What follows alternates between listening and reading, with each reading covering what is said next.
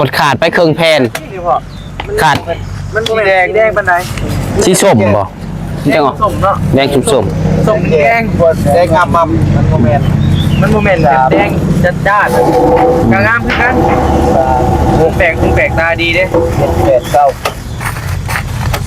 10แผ่นโอ้เดี๋ยวนี้แบบเพิ่นทันสมัยเนาะแบบนี้น่ะมีแต่10พอได้กับเพิ่นเฮ็ดให้เลยเนาะสมมุติว่าเฮือนอันยาวอัน100 เมตรอีกเฮ็ด100 เมตรเลยบ่ก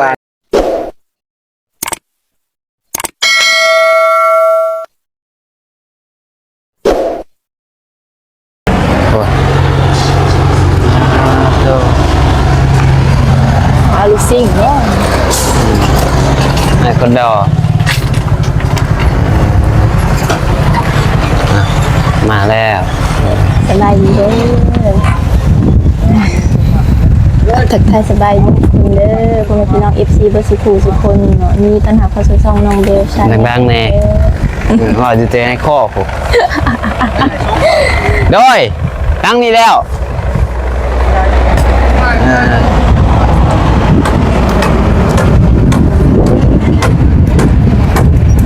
นางตังโดนหาก็มีลม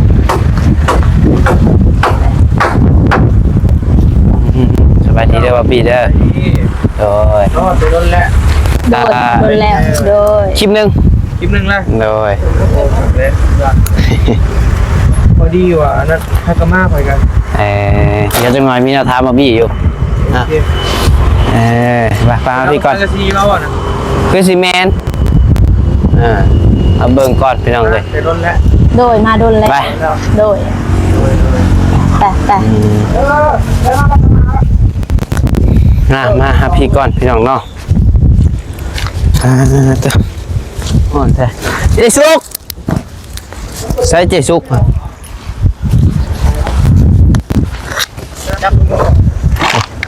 เทิงพี่น้องเลยเนาะสร้างอยู่แต่เทิงเบิ่งยังเลย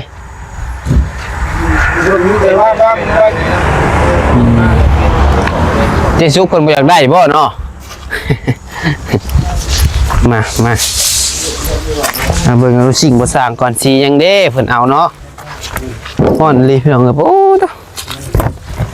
แฮม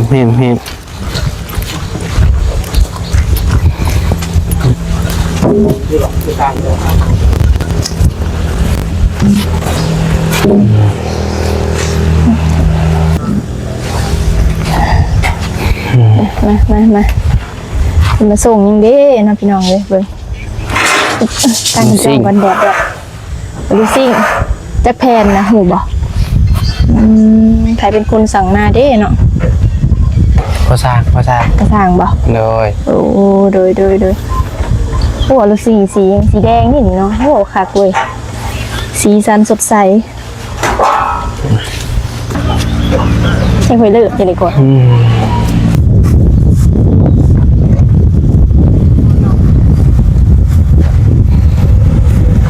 อันนี้จะเป็นน่าจะเป็นแผ่นลบเนาะสีแดงเนาะ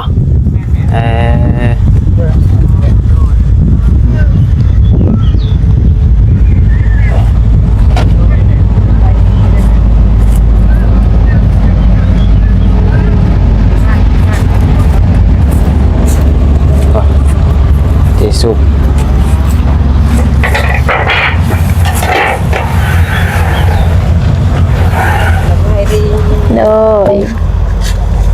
บ่ได้ยินบ่กินนี่ลมผู้บ่าวไปจักเอ้ยเป็นยังไงพ่อ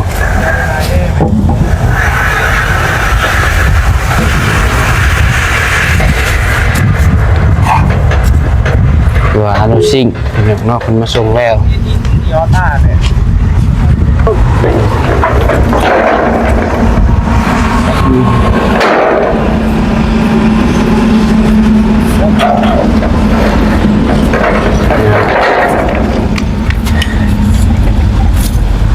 สั่งมาจากแผ่นก็พอสั่ง10 แผ่น10 แผ่น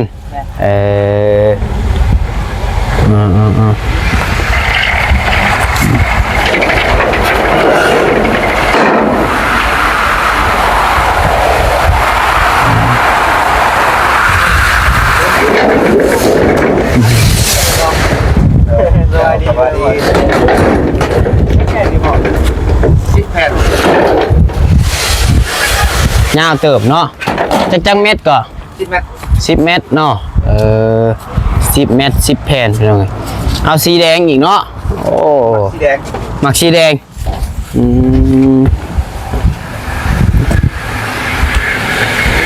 มาอยู่ในคอซาเบลเด้อไม่นะว่าแล้ว กับแจ้งไง ตัวยาวเนาะ อ่า พอดีเป็นตัวเดียวเลยเป็นบ่พ่อบางกลับเลย คิวเนาะคิวซีบ่ ของใหม่เด้ แล้วนี่แล้วเนาะสบายดีบ่พี่ ของใหม่เนาะพ่อเนาะ เด้อ เรามาเบิ่งกันเป็นเม็ดนี่พ่อ10 เมตร10 เมตร เพิ่งเด้อคือมีไม้เซล่าผมบอกนะเป็นว่าไม้เซล่า เป็นลมบ่ เป็นล่มบ่คือเรียกว่าไม้เซล่าใช่หรอ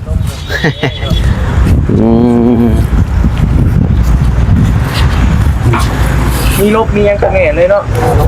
เขียนเลย ยังขาดแต่ไม้เซล่าเรา ไม่เสื้อลาด แมน เอานี่บ่เห็นบ่เป็นลมเป็นลมบ่ตัวนี้ โอ้ไม้เซล่าแบบนั้นดิ โอ้เอ็มทั้งข้างฮะ แมนปิดท่วนบอกเพิ่นเด้อปิดท่วนมันไม่ปิดท่วนนะสัน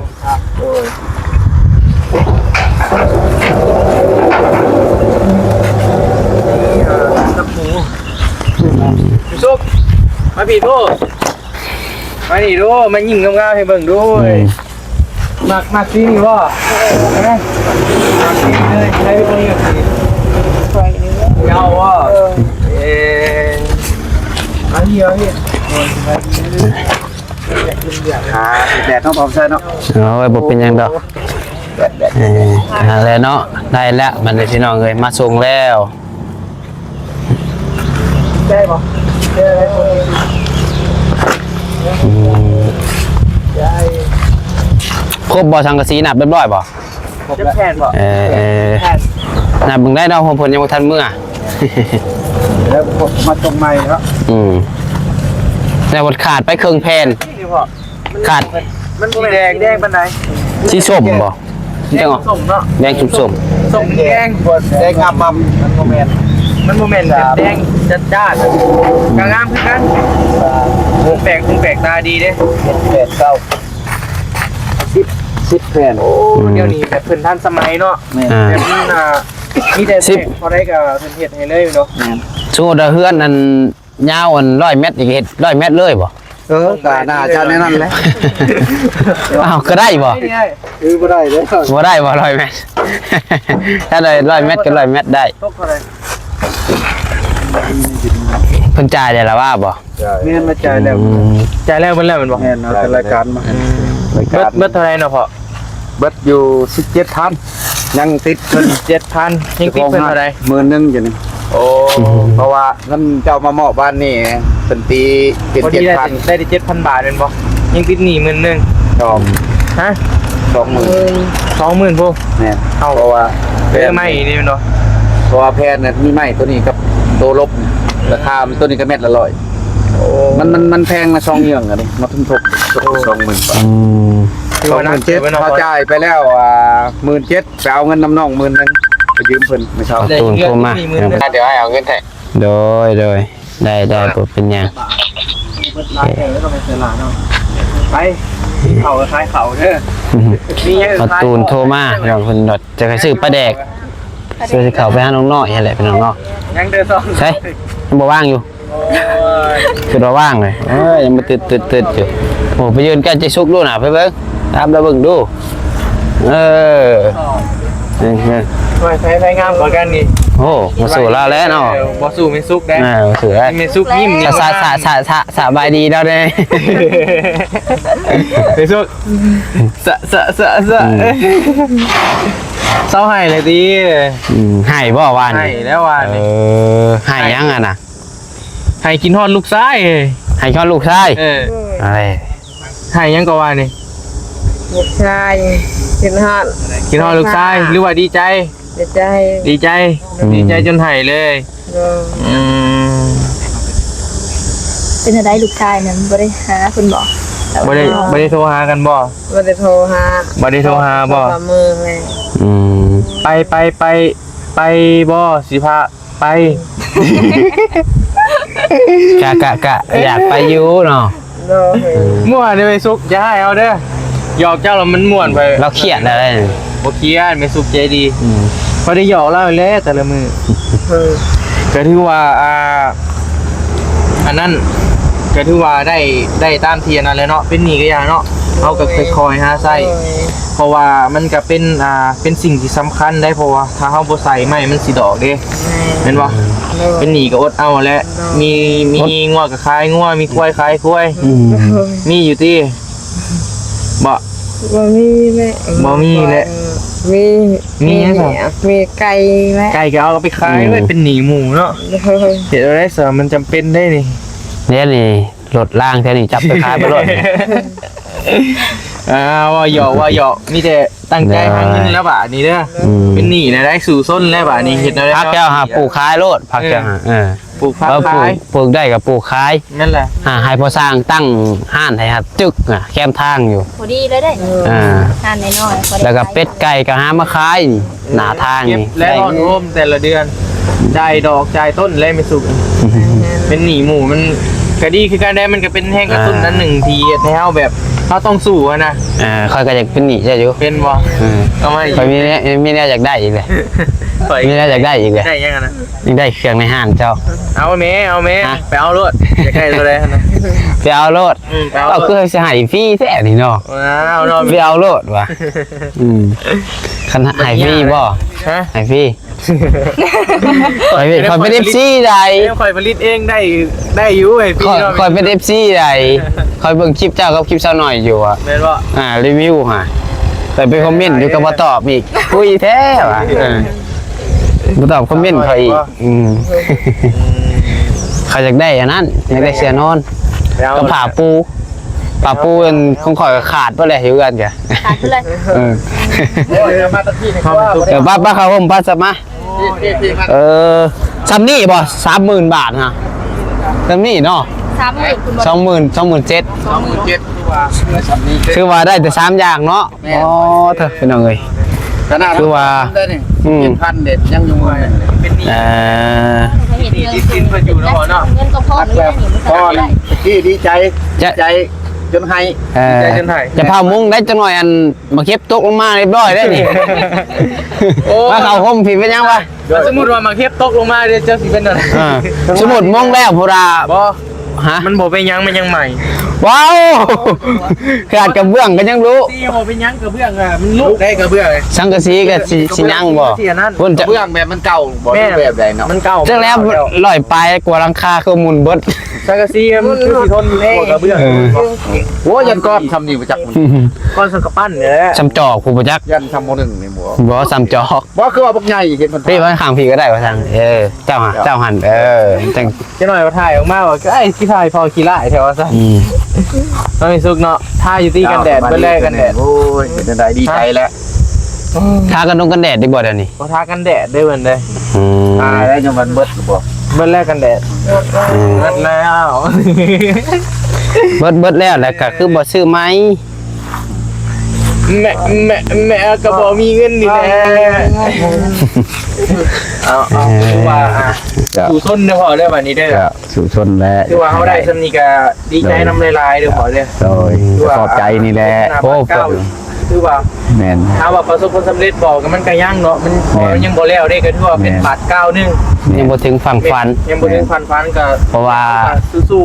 โดย อาทีแรกเราก็ยังคิดว่าสิได้แต่โค้งเนาะ ที่ได้แต่โค้งตัดที่เช็คไว้เรียบร้อย ก็ แล้ว ได้มุ่งก็ดีแล้ว ๆคือว่าดีแล้ว เป็นหนี้ก็ยามันเป็นหนี้ก็ได้อยู่เด้ โอ้ยหลายๆคนขนาดคนรวยเองเป็นหนี้ไผก็เป็นหนี้เบิดนั่น มีเบิดนั่นแหละ คนร ใคร วย ก็ เป็นหนี้หลาย ว่าสมุดว่าคือเงินเพิ่นทำมา7,000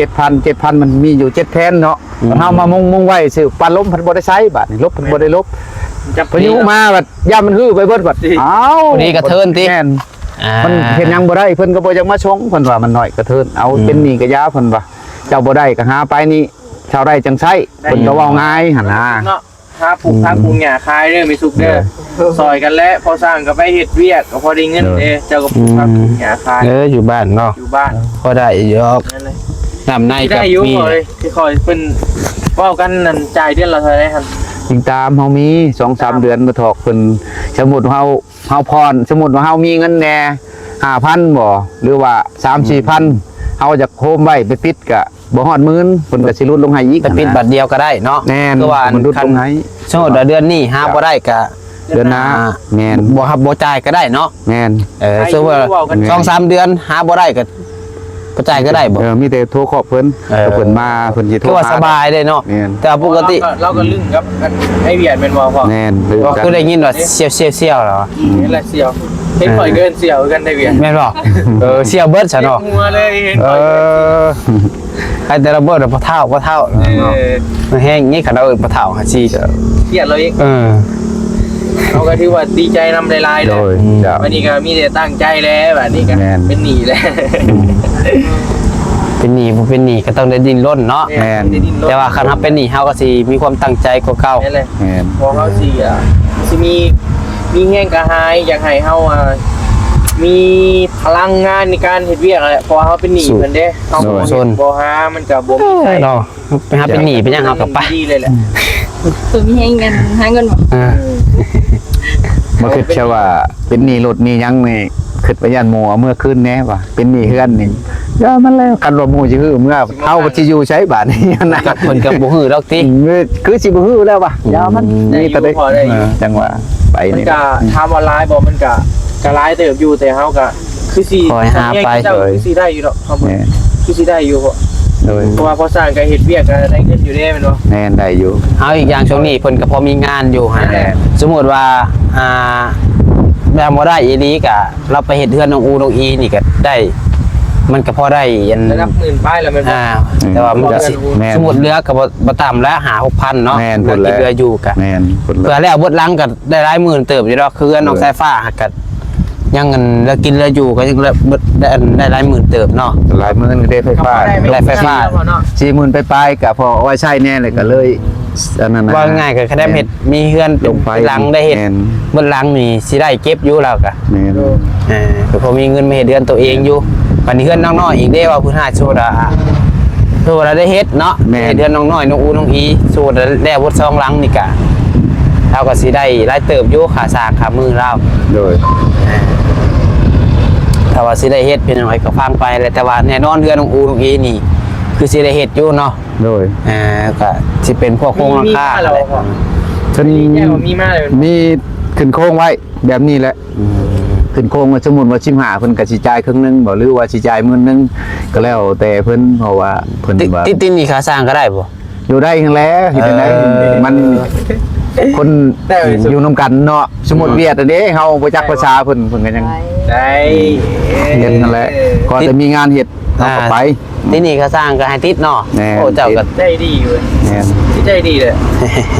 มันใครแด้เฮาก็มีบ่อน บอกดอก อาศัย พ่อเจ้า นะคัน เจ้าบอกดอก มีบ่อนเฮ็ดบ่อนทำก็บ่มีเงินเข้ามามีแต่รายจ่ายตลอดก็เห็นบวกลบลงตลอด ซอยกันนะบอก แม่น ว่า เจ้า โอเคแล้วพอ เจ้า จะดูว่าพี่แกอันนั้นแหละเมื่อได้สิเริ่มมุงพอ แล้วก็ตัดใส่ปลาหลอกปลาล่มแล้วก็ เชียดมื้อนี้เลยบ่ ยังบ่ได้มื้อนี้เพราะว่ามันเป็นช่วงปลาล่ม บ่ทันนัก ใส่ เนาะ ปลาล่มก่อนนะ ย้ายทีมงานบ่ได้ว่ามื้อนี้ มาสามมาสองคือเก่ามา ดูแล โอ้ นอนเฮ็ดนอนอยู่หัว แม่น นอนบทกรถาบ่สร้างโซ แม่นเพราะว่ามีตะเกียนไม่นี่แหละสนข่าวสนหยังไว้รอบแรกนี่ตีปลาล่ม สิดึงขึ้นก็น่าจะล้มมือแรงตัวว่ามือเช่าพุ่นแหละสิได้ดึงขึ้นเบิดบาดเดียวจังซี่ ยาวซับเนาะ แม่นสิอายน้องดึงขึ้นไปแบบเพื่อนใช้ผ้าหั่นแหละก็เต็งไว้อยู่เทิงล็อกไว้แล้วเฮาคอยมุงไป โอเค เดี๋ยว บ่อนนอนเจ้าบ่นี่ฮะ แม่นอน จะนอนอยู่นี่ แม่น นอนอยู่บ่อนอันนี้เลยบ่ นอนอยู่นี่เลย เออบ รรยากาศ คือว่านอนอยู่ในอัน บ่ ไปซุกก็นอนอยู่นี่ นอนอยู่นี่แล้ว นอนนำกันเลย พิ่พานอนเพิ่นนอนอยู่คุณบ่ได้ว่าหมดตึกว่ะเอา หมดตึกเลย นี่ได้เฮือนหมดว่ะ เว้นเอาขนมขึ้นไปกินคือลูกชายไปจัก ญาตินี่ ขอนอนบ่รับ ก็ถองน้ำตาลลงบ่ จังหวะมาบัดผัวไปนอนท่าผู้เดียวเพิ่นมานอนอยู่นี่บ่ใต้ไผโว้ผู้ดีแล้วเจ้าของไว้แบบนี้ใช่ยังก็บ่มาหมู่สิมาลอยผ่านความกับหมู่เมื่อดอกนี่เป็นกับนี่แหละนี่2 3ชุมเพิ่นแม่ลูกสาวลูกชายเพิ่นนี่แหละนี่ พอได้เป็นหมู่เนาะ แต่ระมัดระวังและนอนอันนี้ก็มันต่ำย่านงูเงี้ยวแล้วเนาะขี้เข็บขี้ไม่งอด นั่นล่ะ ตั้งแต่ ตรายเด้ งูแล้วมื้อนั้นก็ยังเห็นโต๊ะพักแจงเนาะบ่เนาะ เพิ่นบ่ได้ลงคลิปเบาแก้วสิได้อยู่ว่าเพิ่นพัดย่านเด้คอยไปหยอกอยู่งูขอบดงได้ใหญ่เด้ ชำบ่แขน แหมบักยาวๆเป็นแมททุนเนาะ ถามเพิ่นนี่แหละ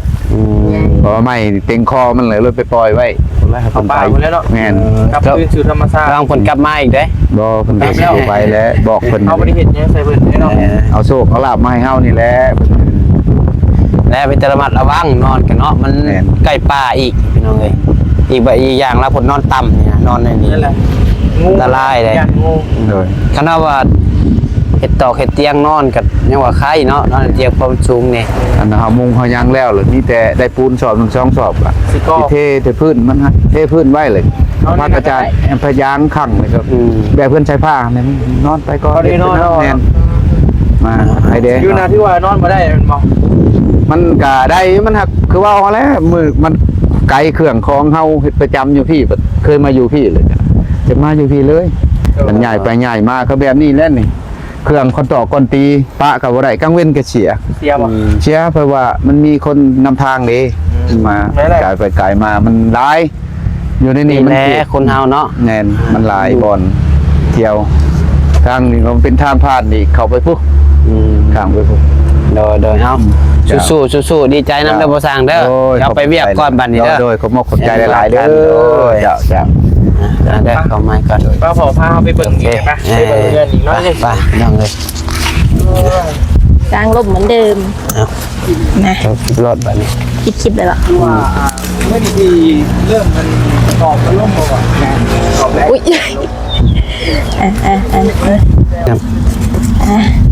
ก็ดีใจนำพอสร้างเพิ่นพี่น้องเอ้ยดีใจนำเพิ่นได้อรุซิ่งได้อันปาดลมแล้วเพิ่นคิดว่าเพิ่นได้สิได้แต่โค้งเพิ่นว่าแต่ก็ดีใจนำมีผู้ใหญ่ใจดีเพิ่นมาซอยเพิ่นก็สำหรับคลิปนี้ซาเบลก็จะได้ขอจบคลิปปิดคลิปไว้เพียงเท่านี้เด้อพี่น้องเอ้ยฝากพ่อแม่พี่น้องเป็นกำลังใจกดไลค์กดแชร์กดติดตามให้ซาเบลหน่อยเด้อสำหรับคลิปนี้ลาแล้วสบายดี